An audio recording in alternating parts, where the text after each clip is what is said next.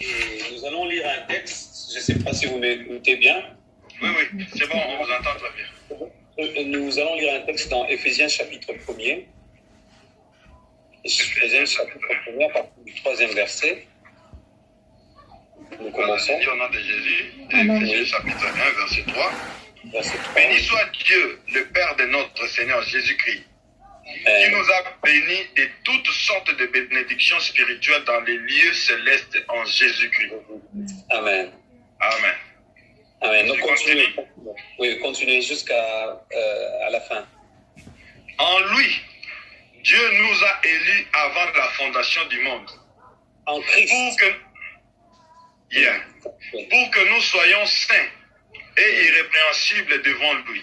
Nous ayant prédestinés dans son amour à être ses enfants d'adoption par Jésus-Christ selon les bons plaisirs de sa volonté. Alléluia. À la louange de la gloire de sa grâce qui nous a accordé en son bien-aimé. En lui, nous avons la rédemption par son sang, la rémission des péchés selon la richesse de sa grâce. Verset 8. Que Dieu a répandu abondamment sur nous par toute espèce de sagesse et d'intelligence. Verset 9. Nous faisons connaître le mystère de sa volonté selon le bienveillant dessein qu'il avait formé en lui-même. Verset 10. Pour le mettre en exécution, lorsque le temps serait accompli, de réunir toutes choses en Christ, celles qui sont dans les cieux et celles qui sont sur la terre. Verset 11. En lui, nous sommes aussi devenus héritiers, ayant été prédestinés suivant la résolution de celui qui opère toutes choses d'après les conseils de sa volonté. Verset 12. Afin que nous servions à la louange de sa gloire, nous qui d'avance avons espéré en Christ. Verset 13. En lui, vous aussi, après avoir entendu la parole de vérité, l'évangile de votre salut, en lui, vous avez cru et vous avez été scellés du Saint-Esprit qui avait été promis. Verset 14. Lequel est un gage de notre héritage pour la rédemption de ce que Dieu s'est acquis à la louange de sa gloire. Verset 15. C'est pourquoi, moi aussi, ayant entendu parler de votre foi au Seigneur Jésus et de votre charité pour tous les saints, je ne cesse de rendre grâce pour Dieu, je ne cesse de rendre grâce pour vous, faisant mention de vous dans mes prières. Verset 17. Afin que le Dieu de notre Seigneur Jésus-Christ, le Père de gloire, vous donne un esprit de sagesse et de révélation dans sa connaissance et qu'il illumine les yeux de votre cœur pour que vous sachiez quelle est l'espérance qui s'attache à son appel, quelle est la richesse de la gloire de son héritage qu'il réserve aux saints et quelle est envers nous qui croyons, envers moi qui crois, l'infinie grandeur de sa puissance se manifestant avec efficacité par la vertu de sa force. Verset 26. Il a déployé en Christ, en les ressuscitant des morts et en les faisant asseoir à sa droite dans les lieux célestes, au-dessus de toute domination, de toute autorité, de toute puissance, de toute dignité et de tout nom qui peut se nommer, non seulement dans les siècles présents, mais, je réponds, non seulement dans les siècles présents, non seulement à Dublin, non seulement à Kinshasa, non seulement à Londres, non seulement à Paris, non seulement, mais encore dans les siècles à venir. Il a tout mis sous ses pieds. Il a donné comme chef suprême l'Église, qui est son corps, la plénitude de celui qui remplit tout en tout. Alléluia. Amen. Amen. Je sens qu'aujourd'hui, par la grâce de Dieu, nous allons parler prophétiquement. Amen. Le texte que nous venons de lire d'Éphésiens, c'est ça l'œuvre de la croix. Parce que je crois, pour moi, je trouve que le Éphésiens chapitre 1er parle au mieux, explique au mieux le plan de Dieu, le plan divin de Dieu. Avant que le temps ne soit créé, il explique ce texte,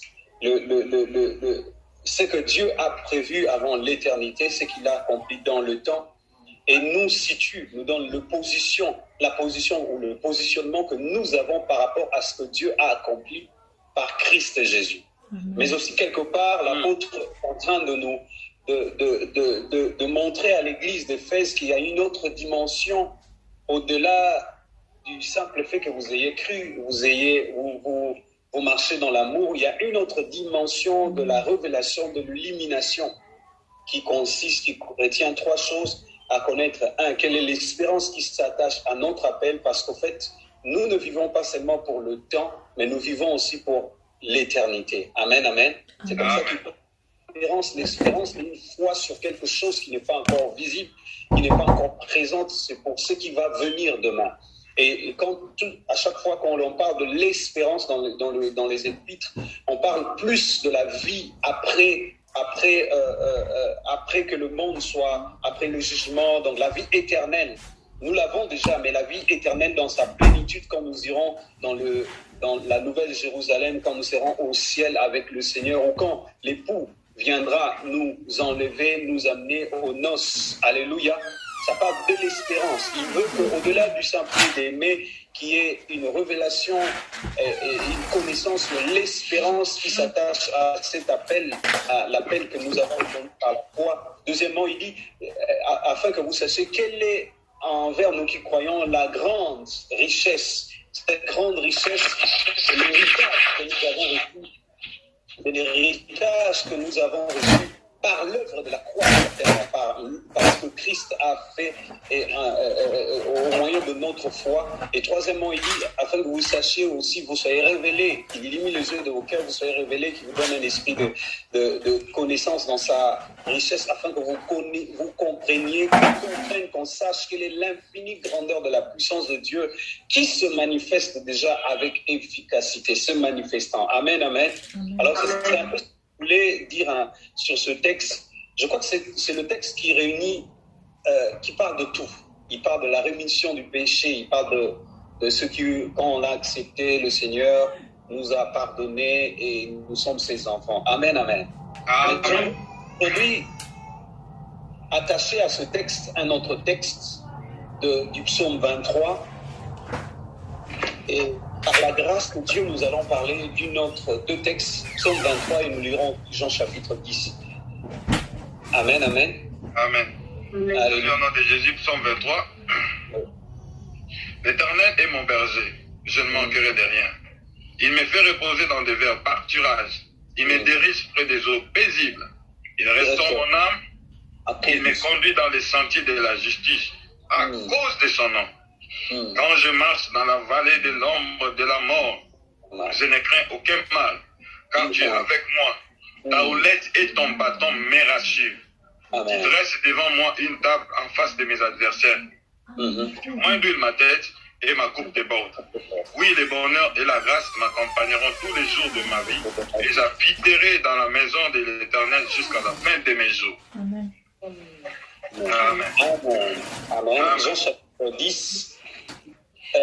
Mais avant de... En fait, ce sont des textes qui appuieront ce que nous serons en train de dire. Mais j'aimerais qu'on lise Jean chapitre 10 à partir du verset 10. Je lis Jean 10, oui. Le voleur ne vient que pour dérober, égorger et détruire. Moi, je suis venu afin que les brebis aient la vie et qu'elles soient dans l'abondance. Alléluia. Amen. Amen, amen. Amen. Parlons de l'œuvre de la croix. Je crois que c'est un thème, et je crois que ce soir, notre exhortation, nous ne parlons pas aux païens.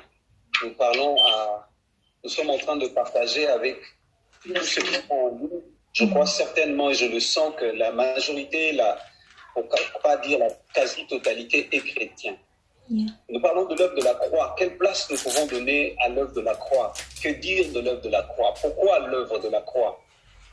Parce qu'en fait, l'œuvre de la croix, c'est ce qui est au centre de notre salut. C'est ce qui est au centre de notre vie, de la régénération, de la nouvelle vie que nous avons reçue en Christ Jésus.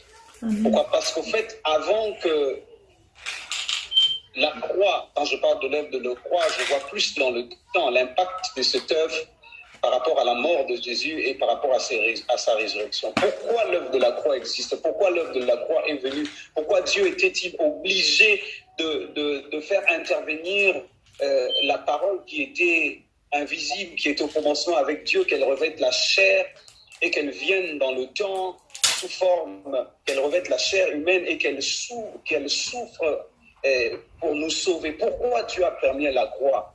Laissez-moi parler de cela, parce qu'en fait, si on parle de l'œuvre de la croix sans pour autant expliquer qu'est-ce qui a amené l'œuvre de la croix à être réalisée, nous sauterons. Nous ne toucherons pas à l'essentiel. En fait, pourquoi l'œuvre de la croix? Parce que l'homme a péché. Et l'homme a péché, la Bible dit, voici tous son péché sont privés de la gloire de Dieu. Et laissez-moi vous dire une chose, que ce qui était privé à l'homme, ce n'était pas la bénédiction. Ce qui était privé à l'homme, ce n'était pas le mariage, ce n'était pas l'argent, ce n'était pas les choses matérielles. Mais ce qui a été privé à l'homme lorsqu'il a péché, c'était la gloire de Dieu. C'était même pas la grâce. C'était la gloire de Dieu. La Bible dit, tous ont péché, sont privés de la gloire de Dieu. Comment est-ce que les choses se sont faites? Dieu a créé le ciel, a créé le ciel et la terre, oui. Il a créé la terre pour que la terre soit une colonie du ciel, pour que la terre soit une représentation du royaume des cieux. Lorsqu'il a créé la nature, il fallait que quelqu'un vienne gérer cette nouvelle contrée ou cette nouvelle colonie. C'est comme ça qu'il a envoyé Adam. Adam était l'émissaire du ciel sur la terre pour gouverner, pour gérer ce que le Père, ce que la nation céleste a créé. Et Adam, en venant sur terre, à un moment donné, avec Ève, s'est rébellé à la volonté ou a désobéi à la voix du Père. Le premier Adam, je ne parle pas du second Adam. Le premier Adam a péché. Lorsqu'il a péché, il y a eu rupture. Et il y a eu rupture entre la nation céleste et la nation terrestre.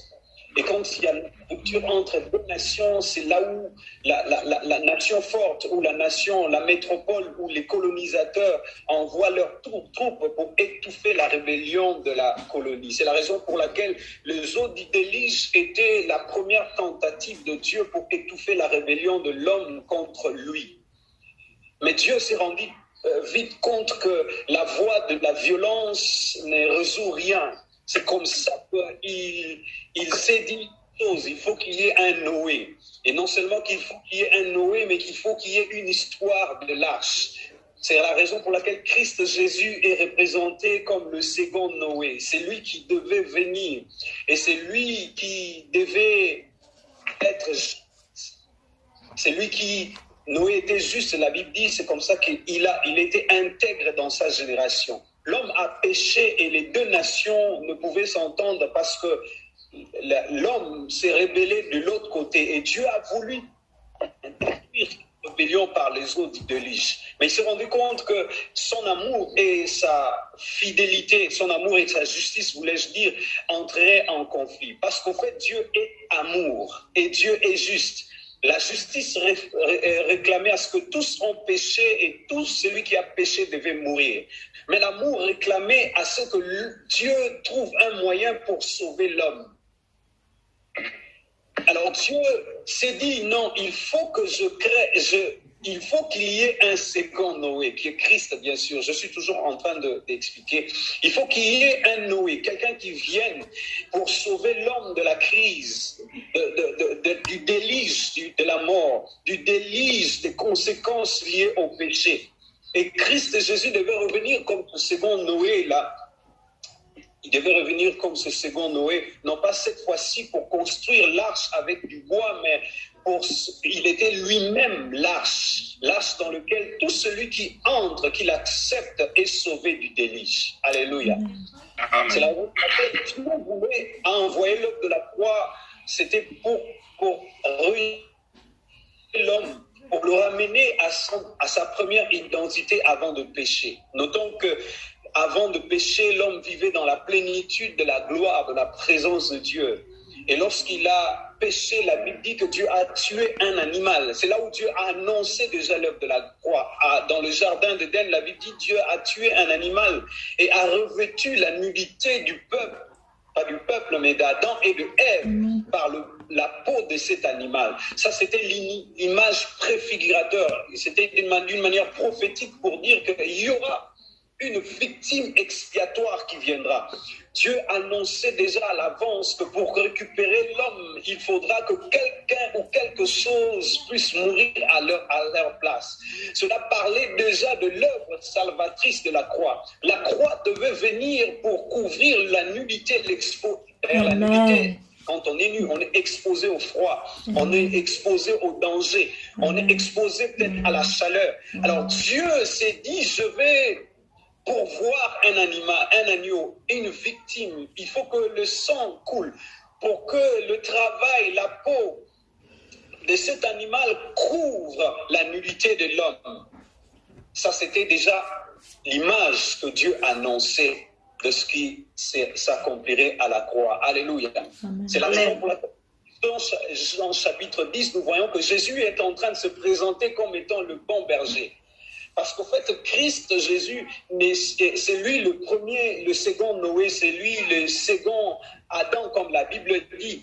C'est lui même, il est venu comme le second Moïse, parce que Dieu disait à Moïse, je vais pourvoir. Il y aura un autre prophète qui viendra, je leur susciterai un autre prophète qui viendra. Christ devait venir pour établir l'humanité avec la divinité.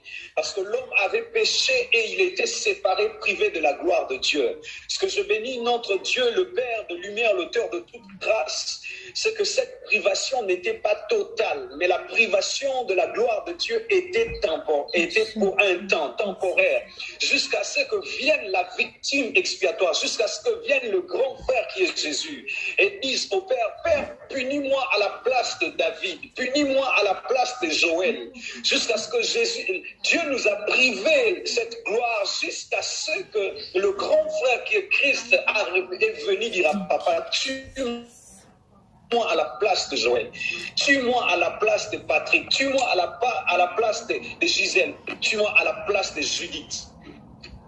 C'est comme ça que Christ a payé le prix pour nous accorder. Et c'est ce que nous dit Éphésiens chapitre 1er. Éphésiens nous montre qu'il y avait un plan, il y a un Père de lumière, l'auteur de toute grâce, qui avant la fondation du monde avait déjà un plan. Il avait conçu un plan du salut. Et la Bible, pour aller au-delà, la Bible dit que l'agneau de Dieu a été immolé avant même la fondation du monde. Je suis venu dire à quelqu'un que l'œuvre de la croix, en réalité, avant qu'il ne soit dans le temps, a déjà été réalisée dans l'éternité. Avant la fondation du monde, avant que les arbres ne puissent exister, la nature ne puisse exister, Christ a été immolé avant la fondation du monde. D'où les problèmes qui peuvent surgir aujourd'hui, les réalités compliquées qui peuvent surgir aujourd'hui, ne peuvent rien faire parce qu'au fait, au fait, la croix est venue avant même ton problème, avant le temps. Et ce qui est formidable avec nous, c'est que nous pouvons commencer par la croix, mais nous finirons en rose. Yes. Ta vie peut commencer, ce mois, cette année peut commencer par la croix, mais elle finira en gloire. Amen. Et tu devais revenir comme le bon berger. C'est comme on a lu dans Psaume 23. Mais j'aimerais quand même parler d'une manière prophétique du Psaume 23. Je suis toujours dans l'œuvre de la croix.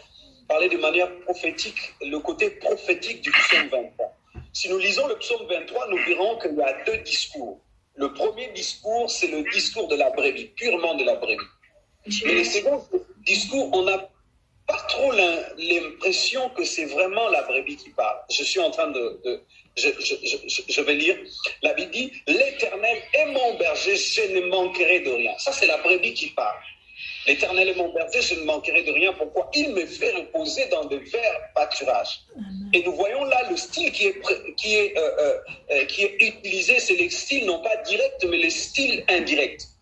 Parce qu'en fait, la brebis ne peut pas avoir de relation intime directe avec le berger. Oui. Parce qu'il n'a pas la même nature que le berger. C'est comme ça qu'il peut dire « il me fait reposer ». Il ne dit pas que tu me fais reposer, mais il dit, la brebis dit « il me fait reposer ». C'est le style indirect. Parce que la brebis n'a pas la même nature que le berger. Et le berger qui est Dieu, qui est divin, qui est Christ, qui doit venir, il est Dieu, sa nature n'est pas humaine. Donc, la brebis ne pouvait pas avoir de relation intime avec le berger. L'Éternel est mon berger, il me fait reposer dans de verts pâturages, il me dirige près des eaux paisibles, il restaure mon âme, il me conduit dans des sentiers de la justice à cause de son nom. Même quand je marche dans la vallée de l'ombre de la mort, je ne crains aucun mal. Pourquoi? Car tu es avec moi. Ça, c'est le style direct. La brebis ne peut pas tutoyer le berger. Come on. Cette deuxième partie du psaume nous montre un langage de quelqu'un. Celui qui peut tutoyer le berger n'est que celui qui a la même nature que le berger. Amen.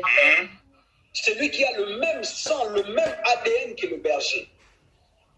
Et si j'aimerais encore, avant d'avancer, retourner pour expliquer que nous verrons que l'image de la première partie, je crois que c'est du premier verset au troisième verset, la première partie du psaume 23, c'est le discours de la brebis. Et cela nous montre même ce que Dieu a fait et aurait fait à Israël. Israël, c'est elle qui représente la brebis. La brebis que Dieu a conduit dans le sentier de la justice. La brebis que Dieu a conduit dans de verts pâturages, c'est l'image d'Israël qui était sous la loi. Israël sous la loi n'avait pas la même nature que Dieu à cause du péché, n'était pas sauvé. Pourquoi? Parce que Christ n'était pas mort ni ressuscité, mais il bénéficiait quand même des soins du berger. Come on. L'Éternel est mon berger, je ne manquerai de rien. C'est ce Dieu-là, en tant que berger, s'est manifesté pour nourrir son peuple dans le désert. Parce qu'en fait, il était la brebis. La brebis a besoin qu'on le nourrisse. La brebis a besoin qu'on la conduise. En fait, ce que je suis en train de dire, c'est que la deuxième partie, ce n'est pas le discours de la brebis. Mais c'est le discours de quelqu'un ou de quelqu'un qui a la même nature que le berger. Parce que la Bible dit, même quand je marche dans la vallée de l'ombre de la mort, je ne crains aucun mal, car tu es avec moi. J'aime une version qui dit, ta direction et ta protection me rassurent. Dresse devant moi une table en face de mes adversaires. Écoutez, il y avait 3 raisons pour lesquelles on dressait une table. On dressait une table en Israël, pour la famille. La table était dressée pour la famille, en famille. Et la brebis n'a pas on ne dresse pas une table pour la brebis. Souvenez-vous de ce que Jésus a dit à cette femme païenne. Come on. Les enfants ne mangent pas les porcs ne mangent pas la nourriture qui est à table dédiée aux enfants. La table est dressée pour les enfants. La table était dressée pour la famille. Et c'est lui qui parle dans la deuxième dimension, dans le deuxième discours, il parle de table qui doit être dressée. La deuxième raison pour laquelle on dressait une table, c'était pour recevoir un invité ou pour honorer un invité. Amen. Que Méphibosheth, David voulait l'honorer en le faisant manger sur sa table. Et on mangeait en famille. Yes. David a voulu honorer Méphibosheth en le faisant nourrir sur la table. La brebis, on ne dresse jamais la table pour la brebis. Parce que le porc ne mange jamais, la brebis ne mange jamais sur la table avec le berger. Et la troisième raison pour laquelle on dressait une table, c'est pour le jugement. La table était dressée pour lors du jugement. Et si nous regardons dans ce texte, nous voyons que c'est la troisième raison pour laquelle la table est dressée. La Bible dit, tu dresses devant moi une table en face de mes adversaires. Tu huiles ma tête et ma coupe déborde. La coupe, la brebis, et ma coupe déborde. La brebis n'a pas de coupe. Et qui parle de coupe dans la Bible, vous comprenez déjà, nous sommes des lecteurs de la Bible, quand on parle de coupe, la coupe représente la vie de quelqu'un. La coupe représente l'expérience, la vie, la nature, les biens, même les difficultés. C'est comme ça que Jésus a dit au Père, si tu peux éloigner de moi cette coupe, ce genre de vie, cette difficulté, cette réalité. Amen. La coupe représente la vie de quelqu'un. Souvenez-vous de cette mère qui est venue avec ses enfants pour demander au Seigneur à ce que lorsqu'il sera sur le trône ou lorsqu'il sera dans le royaume, que l'un de ses fils se mette l'un à droite, l'autre à gauche. Jésus lui a dit quoi? Pouvez-vous boire avec ma coupe? Celui qui boit avec ta coupe, c'est celui qui a part à ta vie. Amen. Celui qui boit sur ta coupe, c'est celui qui est... La coupe était même utilisée lors du traitement des alliances. Lorsqu'on traitait une alliance, deux personnes traitaient des alliances, ils devaient boire dans la même coupe. Amen. Verser un peu de leur sang là-dedans, mixer cela avec du vin ou de l'eau et boire en disant que ma vie, c'est ta vie, c'est ma vie. Et la Bible dit, il dresse une table en face de mes, il huile ma tête et ma coupe déborde. Yes. Et ma coupe déborde. Et je reçois une nouvelle vie. Nous, on comprend que ce que Dieu a fait à Israël s'est arrêté. Et on comprend que dans ce texte, il y a deux parties. Il y a une partie qui sépare le côté brebis, les discours de la brebis. L'Éternel est mon berger, je ne manquerai de rien, il me fait reposer dans de verts pâturages, il me dirige près des eaux paisibles, il restaure mon âme, il me conduit dans des sentiers de la justice à cause de son nom. Alors, et la deuxième partie où il dit ta houlette et mon baston me rassurent. Me rassure. Voyons qu'entre les deux discours, il y a un mot qui parle. La Bible dit, quand je marche dans la vallée de l'ombre de la mort. Parce qu'au fait, la brebis ne pouvait pas quitter l'étape d'animal pour devenir un enfant qui mange sur la table. Sans qu'il y ait l'ombre de la mort. C'est la raison pour laquelle, pour quitter l'étape de la brebis, parce que souvenez-vous, tous ceux qui n'acceptent pas Christ, qui n'ont pas accepté Christ, ce sont des hommes animaux. Ou animal, comme vous voudrez. Ils n'ont pas la même nature que Dieu. Mais pour quitter l'étape de la brebis, pour devenir manger à la table du roi, et la Bible va même au-delà, tu vois, ma coupe déborde. Oui, le bonheur et la grâce m'accompagneront tous les jours de ma vie, et j'habiterai dans la maison. La brebis ne peut pas habiter dans la maison. Come on. Prophétiquement, ce texte de Psaume 23 parle de l'œuvre de la croix. Mais seulement il explique qu'avant la vallée de l'ombre de la mort, avant que l'ombre de la mort puisse passer, nous étions, où Israël était des brebis, nous étions des brebis. Mais à un moment donné, pour quitter l'étape de la brebis, il faut que la brebis meure. Et c'est ce qui est arrivé à la croix.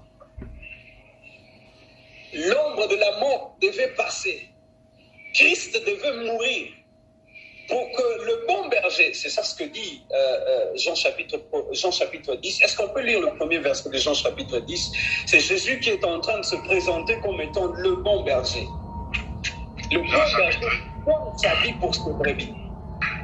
Jean chapitre 10, j'ai dit au nom de Jésus, en vérité, je vous l'ai dit, celui qui n'entre pas par la porte, par la porte. Par la porte dans la bergerie, mais qui monte par ailleurs est un voleur et un brigand. Verset 2. Mais celui qui entre par la porte est le berger des brebis. Ok. Alors, verset 3. Le portier lui ouvre. et les brebis entendent sa voix. Il appelle par leur nom les brebis qui lui appartiennent et il les conduit dehors. Il les conduit où? Dehors. Dehors. Quand je passe par la vallée de l'ombre de la mort, je ne crains aucun mal car tu es avec moi. Pourquoi? Pour me conduire où? Dehors. Dehors. Nous avons quitté, tous ceux qui acceptent Christ ont quitté l'état de la nature animale que nous étions pour avoir la nature divine. Amen, amen. Amen. Dans Jean, comme étant les bons bergers, ils donnent sa vie pour ses brebis. La raison pour laquelle le bon berger est venu, c'est pour donner sa vie pour ses brebis. Et j'aimerais noter une chose, que Jésus-Christ n'est plus le bon berger. Oui. Yeah. Parce que le bon berger a été tué. Alors? Son sang sert de transfusion et... Oui, déjà. Oui, parce que la croix était l'hôpital où il y a eu changement d'ADN. C'est la raison pour laquelle même la croix avait la forme de la seringue, parce que je crois que l'œuvre de la croix, Golgotha, le lieu du crâne, c'était le lieu de la transfusion et de la perfusion. Oui, parce que la Bible dit que lorsque Christ mourait, lorsqu'il est mort, ce soldat a pris la lance, l'a enfoncé à son côté parce que l'église devait sortir. Parce que l'épouse devait sortir. Et la Bible dit que deux choses sont sorties, l'eau et le sang. Parce que tout celui qui accepte Christ devait passer par l'eau, la purification. C'est ce que Éphésiens dit, que vous aussi, vous avez reçu la rémission des péchés. Le bon berger est mort, mais celui qui est ressuscité, ce n'était pas le bon berger, c'était le grand frère. Alléluia. Parce que le bon berger n'existe. Je ne dis pas que nous ne devons pas adorer le Seigneur comme étant le bon berger, non. Mais je dis seulement que sa fonction en tant que bon berger a déjà été accomplie. Mon frère Jésus. Maintenant, il n'est plus le bon berger, mais il est le grand frère. Yes. Une grande frère. Il est de la famille. Alléluia. La Bible dit que nous, Christ est notre tête. Yes. Maintenant, il n'est pas seulement notre tête, mais il est l'époux. Yes. Il va venir à la rencontre de l'épouse. Thank you, Jesus. J'aimerais revenir pour dire que la croix était cet hôpital-là où il y a eu la transfusion et la perfusion. Parce que la Bible dit le sang a coulé et l'eau est tombée par terre. Et souvenez-vous que la terre, c'est la source avec laquelle on a créé le corps. Et j'aimerais m'adresser à quelqu'un que la terre a avalé le sang du grand roi. La source est infectée. Les restes des eaux seront aussi infectés. Si le sang a coulé et tombé sur terre, la poussière avec laquelle on a fabriqué ce corps, ton corps doit aussi subir l'impact de la puissance du sang de Jésus. Amen. Amen. Amen. La croix a la forme d'une seringue parce que c'était le lieu où la brebis a reçu un sang nouveau, a reçu un ADN nouveau. La croix, c'était l'hôpital où il y a eu l'opération. Amen. Là où l'humain est devenu divin pour que le divin devienne... là où le divin est devenu humain pour que l'humain devienne le divin. Come on. Dieu, bien avant que la perfection n'existe et la transfusion n'existe, Dieu a opéré cela à la croix. C'est la raison pour laquelle... Oui, la raison pour laquelle... La Bible dit l'esprit de la... Ah, manto brado. C'est la raison pour laquelle partout où je peux aller, je ne peux que réussir parce que la terre a avalé le sang du grand roi. La mérite ne peut pas me stopper. Le roi ne peut pas me stopper parce que la terre reconnaît que... La terre reconnaît qu'il y a de nouvelles personnes qui qui ne seront plus infectés parce qu'ils ont été vaccinés. Yes. À quel point la croix, c'est le lieu de l'humilité, où nous avons reçu le vaccin de l'humilité contre l'œuvre de l'ennemi, l'œuvre du diable, contre la maladie, contre toutes ces choses, contre les envoûtements. Voilà pourquoi la Bible dit ceci, c'est de nos péchés qui s'est chargé. Le châtiment donne le shalom. Le shalom ne veut pas dire seulement la paix, le shalom veut dire et la paix et tout ce qui contribue à la paix. Amen. Parce que la paix est une conséquence. La conséquence d'avoir un bon boulot, la conséquence d'avoir une bonne santé. C'est comme ça le shalom, quand on le dit, le shalom ne veut pas dire la paix seulement. Quand on dit shalom, en Israël on disait shalom, que Dieu te donne, ça veut dire que Dieu te donne et la paix et tout ce qui contribuera à cette paix. On ne peut pas m'arrêter parce que j'ai été vacciné. C'est de mon maladie qu'il s'est chargé. Amen. Voilà pourquoi la Bible dit ici, celui qui a l'esprit de celui qui a ressuscité d'entre les morts, Jésus, habite en vous. Dieu donnera la vie même à vos corps qui meurent. Amen. Alléluia. Dieu donnera la vie à cause du sang qui a coulé. Je n'ai pas peur de tout ce qui peut se tramer à gauche et à droite. Je ne vois pas un lieu qui peut me résister parce que la terre a avalé le sang de Dieu. Amen. Yes, amen. Pour que je vais dominer. Yes. C'est pour cela la Bible dit que tout lieu où foulera la plante de mon Dieu, je vous le donne en possession. Yes, amen. J'aime un texte dans la Bible, la Bible dit où la Bible nous montre que le ciel s'est fait dépendant de ce que nous lirons. On dit que tout ce que tu liras sur terre sera lié au ciel. Amen. Cela veut dire que le ciel n'agit plus, mais le ciel réagit. Le ciel a agi par la mort, et la mort du Fils aîné. Thank you, Jesus. La mort plutôt du Fils unique et la résurrection du Fils aîné. Le monde est déjà mort. Oh, yes. Le monde a été donné, n'existe plus. Mais celui qui est ressuscité, ce n'était plus le bon berger. Ce n'était plus le berger. C'est le premier bon frère. Jésus a dit, je suis le bon berger qui donne ma vie pour mes brebis. La vie oh, yes. Je ne dis pas que nous ne devons pas l'adorer comme le bon berger. Non, au contraire, c'est la raison pour laquelle nous devons le célébrer, le travail du berger. Le berger a accepté de se vider de son sang pour que la brebis la reçoive et devienne comme lui. Yes. Grave. La brebis devienne son frère, mais la brebis devienne son épouse. Au-delà de cela, le psaume 23 dit quoi? Le psaume 23 conclut le texte en disant le bonheur et la grâce, mais j'aime la version anglaise qui le dit bien, qui le traduit bien. La version anglaise dit à la place du bonheur et de la grâce, elle dit la bonté, la miséricorde et l'amour infaillible de Dieu me suivront tous les jours de ma vie.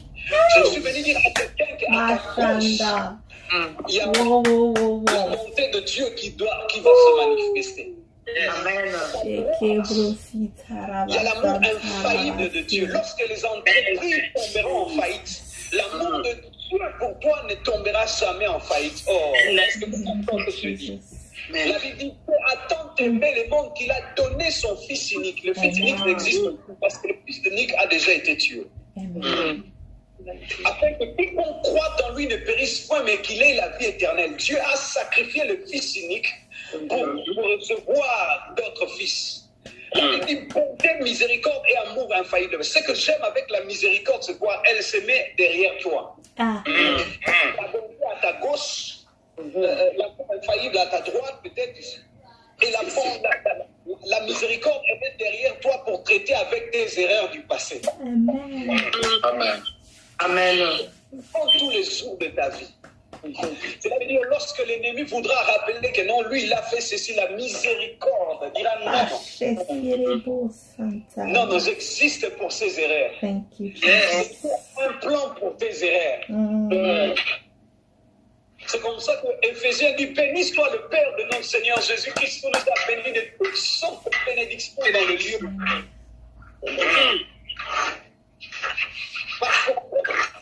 Qu'est-ce que j'aimerais dire? L'œuvre de la croix n'est que la conséquence de l'amour. Tout ce que nous vivons dans le temps, tout ce que nous vivons, le salut, la grâce, tout, c'est le résultat de l'amour du Père. Amen. Parce que l'amour du Père, c'est la base de tout ce que nous avons reçu. Dieu a tant aimé qu'il a donné. Sans l'amour du Père, l'œuvre de la croix n'existerait pas. Jésus ne viendrait pas dans le temps. Il ne sauverait pas. Le Saint-Esprit ne viendra pas. C'est l'amour qui a réclamé à ce que l'homme vive encore. Amen. Pourquoi? Parce que lorsque Adam a péché, il est mort spirituellement. Mais l'amour de Dieu réclamait à Dieu de le sauver. La justice réclamait qu'il meure. La raison pour laquelle Christ est mort à leur place. Mais l'amour réclamait à ce qu'il redevienne comme lui. Parce que Adam était divin. Yes. C'est comme ça qu'à chaque fois que l'on parle d'Adam, il faut que l'on parle d'une création. Si on parle du premier Adam, on peut voir que Dieu a créé les arbres, les animaux. Mais quand on parle du second Adam, qui est Christ Jésus, il faut qu'on parle de la nouvelle créature que nous sommes devenus. Amen. Autrefois, nous étions des brebis. Mais par l'ombre de la mort, nous avons connu la mort avec lui. La Bible dit, ceux qui sont morts avec lui sont aussi ressuscités avec lui. Ils sont morts par rapport au péché en acceptant le Christ. Afin de devenir ce que nous sommes devenus. Psaume 23, comme lui dit, bonté, miséricorde et amour infaillible m'accompagneront tout le jour de ma vie. Et David a fait une prière, il a dit, et j'habiterai dans la maison de l'Éternel. Mais sauf que dans le Nouveau Testament, à cause de l'œuvre de la croix, à cause de ce sacrifice, l'habitant est devenu habitation. L'habitant est devenu habitant. Psaume 23 est exaucé. C'est un psaume, une prière exaucée. Sauf que Dieu a exaucé David en augmentant un peu, avec plus de bonus. David voulait être habitant de la maison de l'Éternel. Et j'habiterai dans la maison de l'Éternel jusqu'à la fin de mes jours. C'était un souhait, c'était une prière. Mais sauf que dans la nouvelle alliance, nous n'habitons pas tellement la présence de Dieu parce que nous avons lu dans Éphésiens, la Bible dit nous sommes en Christ. Mais Christ est aussi en nous. Amen. Nous sommes devenus des habitants de la maison de la présence de Dieu, mais sauf que Dieu est devenu notre... oui, parce qu'il habite en nous. Nous sommes en train de dire.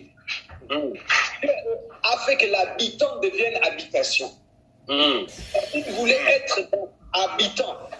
Mais dans la nouvelle alliance, nous sommes devenus des habitants et des habitations de Dieu. La Bible dit, vous êtes ensemble, vous formez l'habitation de Dieu en esprit. Amen. La croix, à la croix au mont Golgotha, c'est le lieu du crâne où le crâne de l'ennemi a été écrasé. Amen. Parce que Dieu avait promis à Ève, il lui a dit, ta postérité écrasera par la tête.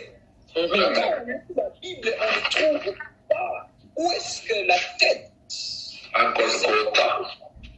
le serpent, cette prophétie s'est accomplie le jour où Christ mourait à la croix, au lieu du crâne.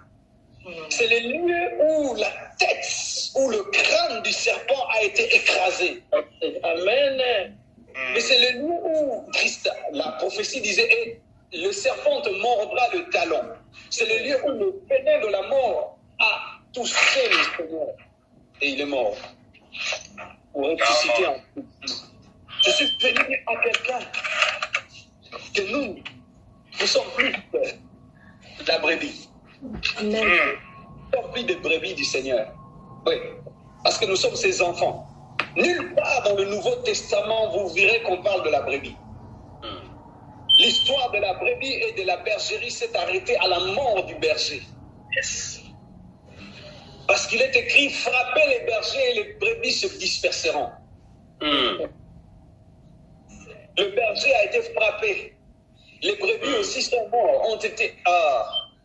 ils sont morts avec le berger lui-même. En ressuscitant, nous sommes devenus des enfants de Dieu. Et dans ce psaume, il dit, tu dresses devant moi une table en face de mes adversaires. Amen. Et ce qui est formidable, parce que la Bible est très juridique. La Bible, c'est vraiment très juridique.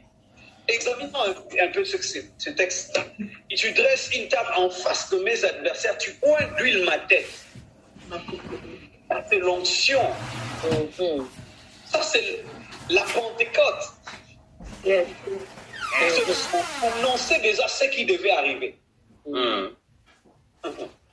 Ça, c'est la Pentecôte. Tu oins d'huile ma tête et ma coupe déborde. C'est la raison pour laquelle, après la résurrection, après la Pentecôte, les grâces ont apparu. L'évangile s'est répandu. Ceux qui étaient autrefois timides sont devenus forts. La vie de Dieu a coulé. On a commencé à voir des miracles à gauche et à droite. C'est comme ça qu'on les a appelés chrétiens, comme Christ, parce qu'on reconnaissait en eux la nature, la vie, l'ADN. L'identité du Christ. Alléluia. Come on. Pourquoi l'apôtre Paul est en train d'insister? Il dit, mais que je prie au verset 15, que le Père de lumière, à partir du verset 15, il dit, je vois votre amour, votre foi, mais je prie qu'il vous illumine les yeux de vos cœurs afin que vous sachiez, parce que la chose la plus importante, c'est d'être conscient de ce que nous avons reçu. Amen. Quelle est l'espérance qui s'attache à notre appel? Nous savons que cette vie s'arrêtera. On mourra où l'enlèvement viendra. Mais après l'enlèvement, nous avons l'espérance qui est plus meilleure en éternité. Quelle est envers vous qui croyez la grandeur de l'héritage que nous recevons, nous médecins? Oui, notre héritage, nous l'aurons en totalité au ciel. Mais ce même texte de Colossiens chapitre 1er nous montre qu'avant qu'on reçoive la totalité de l'héritage, Dieu nous a donné un avant-goût. Dieu nous a donné un gage. Et le gage, c'est le Saint-Esprit. Et le gage a toujours été supérieur à ce qui reste. Yes. Ouais. Quand on te donne un gage, c'est pour te rassurer que si on te donne, le gage a toujours été... Quand je vais quelque part et que je laisse un gage, le gage doit être supérieur à ce que je dois. Or, la Bible dit, le Seigneur est esprit. Dieu est esprit. Il est essentiellement esprit. Et en étant esprit, il prend cet esprit qui fait de lui ce qu'il est, il nous l'accorde, comme avant vous. Pour nous dire, je vous ai accordé moi-même. Le reste, c'est rien. Est-ce que vous savez que la raison pour laquelle la Bible dit le blasphème contre le ne sera pas pardonné?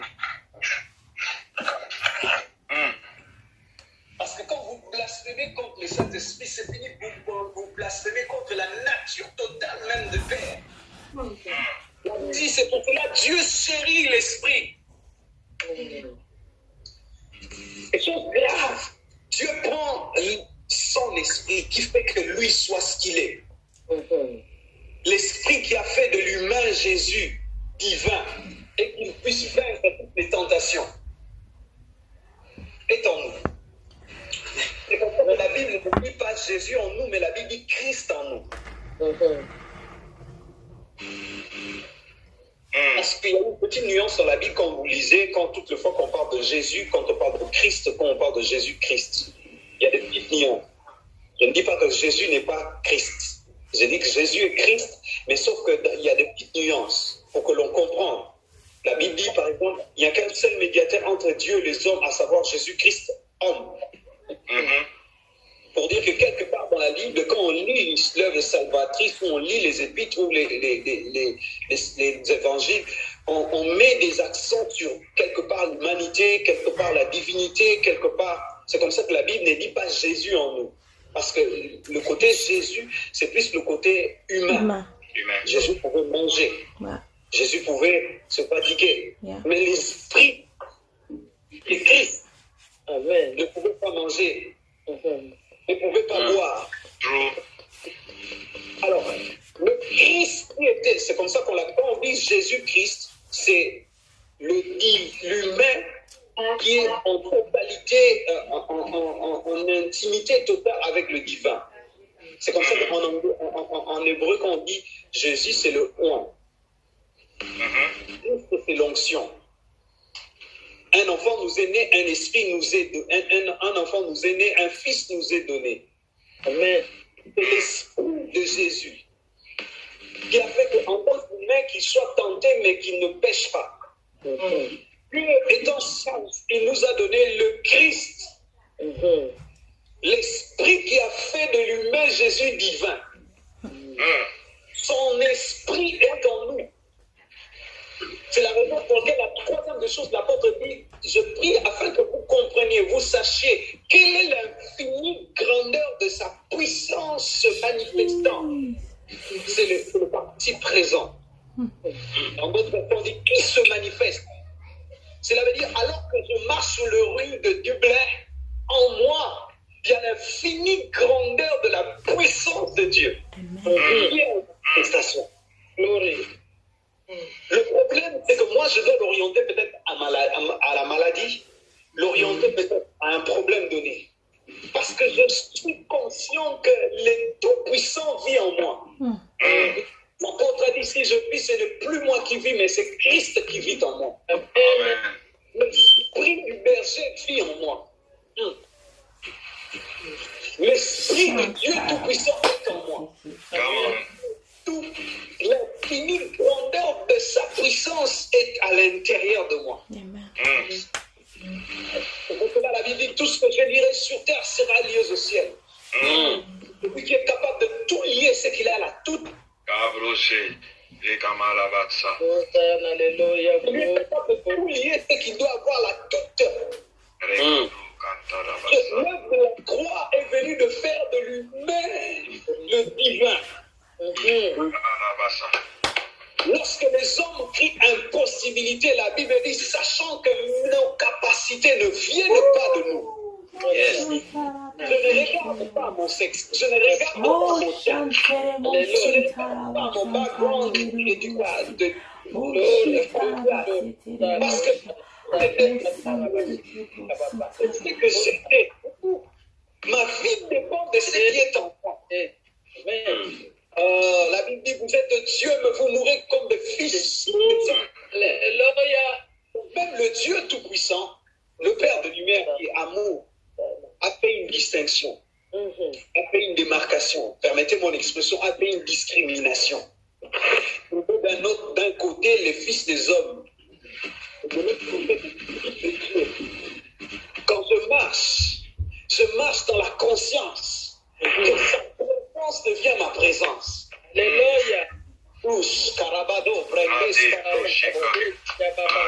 présence devient, me transporte avec moi la présence du Dieu Tout-Puissant.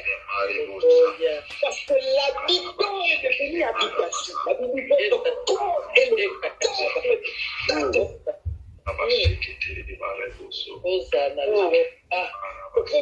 Pourquoi?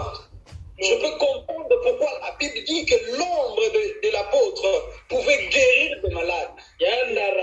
Nous avons montré que pour qu'un malade soit guéri, il faut prier pour lui. Mais moi, je lis la Bible, j'ai compris qu'il y a un niveau de conscience quand vous atteignez cela. Vous le sachez, vous le sachez. Sa présence. Alléluia. Ta présence devient sa présence. Je lis l'apôtre Paul dans Actes chapitre 3, la Bible dit que Pierre et Jean, lorsqu'ils ont vu le paralytique, ils lui ont dit ce que nous avons au nom de Jésus, lève-toi. Ils étaient conscients de ce qu'ils avaient. Au nom de Jésus, lève-toi. Mais lorsque la connaissance a évolué, j'ai vu que Pierre, l'apôtre, devant ce paralytique, croyant qu'il avait la foi et il lui dit, lève-toi. Cavalier. Prendre qu'à un niveau donné de conscience, certaines prières, on ne le fera plus. Ne faisait pas trop de demandes, mais plus d'action de grâce. Alléluia. C'est comme ça que ce texte commence à bénisse par le Père de notre Seigneur Jésus-Christ. Alléluia. Pour magnifier le Père, il l'a béni parce qu'il savait que le Père l'exauce toujours. Nous vivons une époque de crise de confiance, de connaissance. La Bible dit dans Éphésiens, la Bible dit ceci, cette puissance, l'infinie grandeur de la puissance de Dieu qui se manifeste déjà, cette puissance, Dieu l'a déjà déployée une fois. Yes. La puissance qui agit en moi, Dieu l'a déjà testé une fois. Cette fois-ci, ce n'est pas à Hiroshima ni à Nagasaki.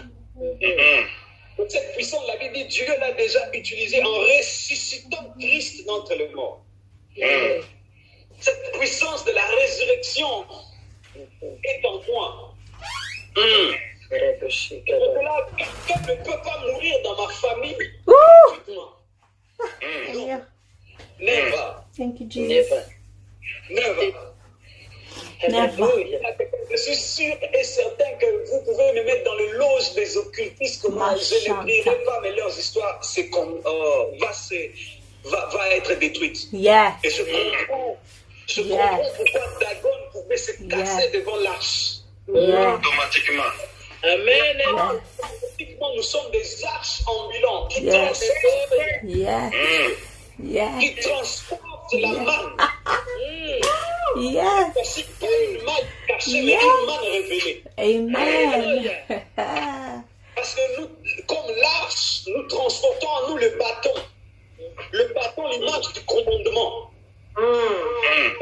Éphésiens, la Bible dit, il a tout mis sous sous les pieds de Christ. Mais qui est le pied de Christ? C'est l'Église. Qui est le corps de Christ? C'est toi. Tu as tout mis sous les pieds. Aïe. Glory. Pas sous la tête, mais sous les pieds. Hosanna. Que les autorités, les principautés, les dominations sont sous, pas la tête, mais les pieds. Christ a fait que la maladie, là, ces choses-là soient sous toi. Et je décrète que cette situation est sous les pieds. Alléluia. Je déclare que cette maladie est sous tes pieds. La condition est sous tes pieds. Amen.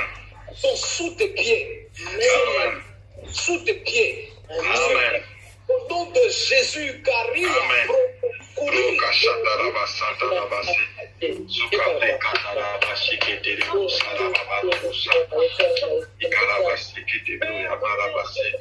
parce que tu vis en moi et je vis en toi. Laissez-moi conclure en disant ceci. Je sais qu'on n'a pas tout dit, mais laissez-moi conclure en disant ceci. Quand vous prenez un verre d'eau et vous prenez une goutte d'eau, vous la jetez dans ce verre d'eau qui est à moitié plein ou qui est, ou qui est à 3/4 plein, est-ce que vous pourrez encore retrouver la même goutte? Je pose la question à tout le monde. Non. Pour un verre d'eau, je jette une goutte d'eau là-dedans. Est-ce que je pourrais retrouver, ressortir, enlever cette goutte que j'ai mis là-dedans? Non. C'est ce qui se passe avec toi et moi. Quand la Bible dit nous sommes en lui, c'est que nous étions à l'extérieur, il nous a mis à l'intérieur de lui pour que nous soyons confondus.